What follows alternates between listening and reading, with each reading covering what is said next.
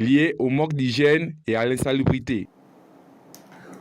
Le Rwanda renforce la protection de sa biodiversité grâce à une technologie innovante basée sur l'ADN environnemental. Cette méthode permet aux scientifiques d'identifier des espèces rares comme des gorilles de montagne et les singes dorés à partir de simples traces génétiques laissées dans la nature. Déployée dans le parc national des volcans, cette technologie pourrait révolutionner le suivi des espèces menacées tout en limitant l'intervention humaine dans les zones protégées. Reportage de Jennifer Makonga. La surveillance écologique est un élément clé de la conservation des habitats, explique Patrick Tsabimana, qui pilote la mise en œuvre de cette technologie dans le pays et coordonne son intégration aux dispositifs nationaux de suivi de la biodiversité.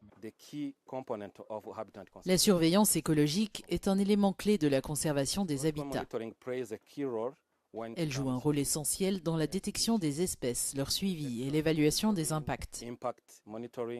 C'est pourquoi nous avons choisi l'ADN environnemental ou eDNA comme une nouvelle technologie capable d'apporter des solutions innovantes et de compléter les méthodes que nous utilisons déjà pour surveiller les écosystèmes. Selon lui, l'eDNA constitue une innovation majeure appelée à compléter les méthodes traditionnelles de surveillance. Ces méthodes classiques reposent notamment sur les pièges photographiques et les conservations de terrain réalisées par les éco-gardes, mais elles montrent leurs limites dans les reliefs accidentés et parfois instables dans les montagnes des Virunga. Dans ces zones où vivent les derniers gorilles de montagne, classés en danger critique d'extinction par l'Union internationale pour la conservation de la nature, les scientifiques cherchent à améliorer la précision et la couverture des inventaires faunistiques. Le fonctionnement repose sur l'analyse de signatures génétiques propres à chaque espèce. Avec un seul kit, on peut analyser plusieurs espèces à la fois, comme des amphibiens, des petits et grands mammifères ou encore des oiseaux.